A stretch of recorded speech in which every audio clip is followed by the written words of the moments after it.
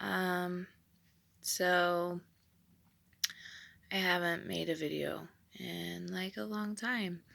And I guess I'm just going to upload like when the Lord gives me something to share. This morning I had a dream and I've been focusing a lot on, oh my gosh, what can we do? Um, I am against a Biden presidency, but I also recognize that God will bring up rulers and he will put rulers down, and that Trump may not be everything that everyone thinks he is, that he may have,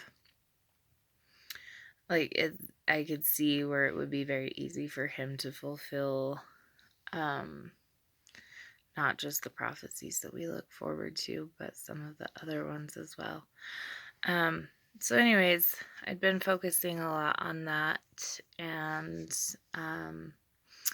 I was given this dream this morning, and I'm just going to read it.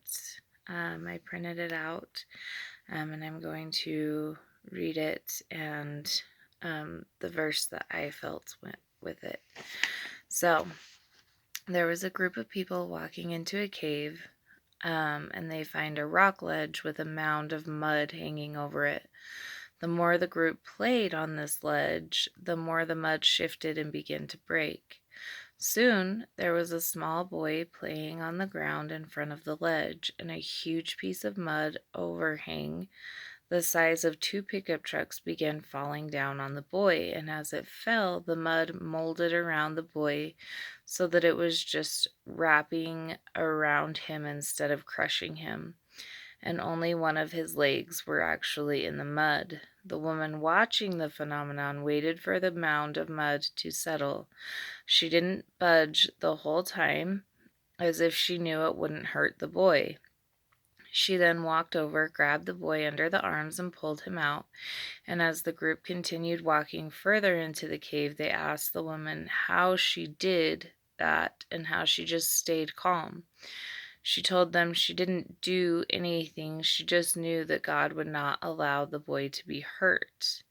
Before very long, the atmosphere had changed, and they weren't walking on dirt through a cave, but they had come into what seemed like a room.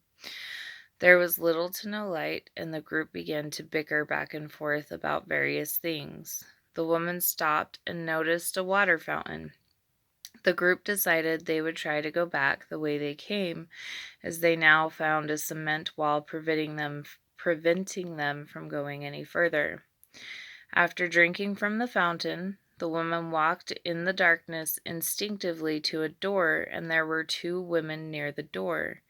They seemed friendly and in need. The first woman felt a great love for the other two, and she found a set of old, creepy stairs. The anxious excitement filled the air as she considered them curiously. A man from the group began rushing back through the cave.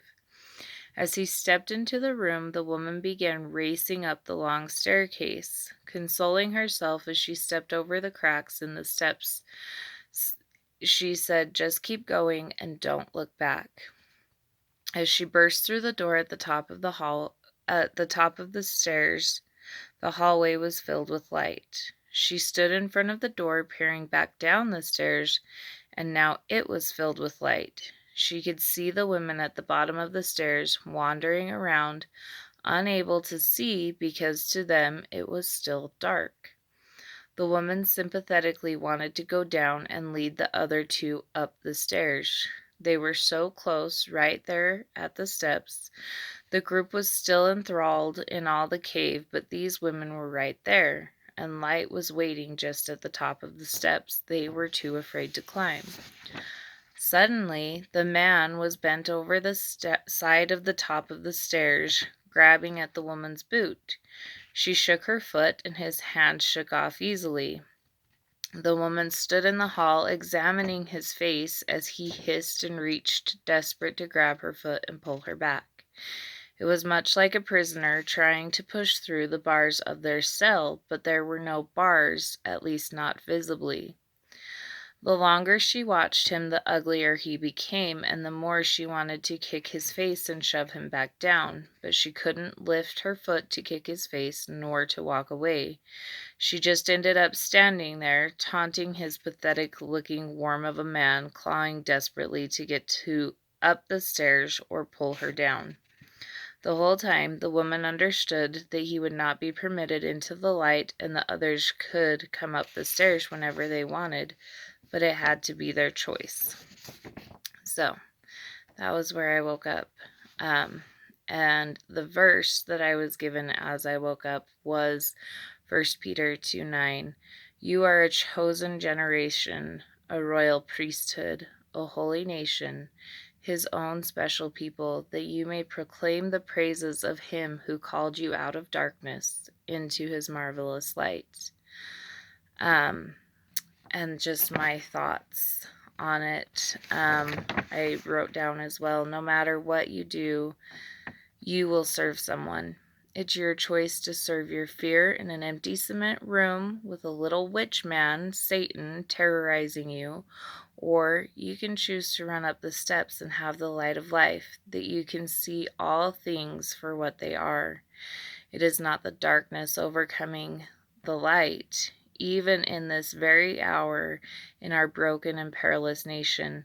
It is the light that scatters the darkness. May you have eyes to see and ears to hear, and be not conformed to this world, but transformed by the renewing of your mind, to understand all things done in darkness as the truth of what they are in the light.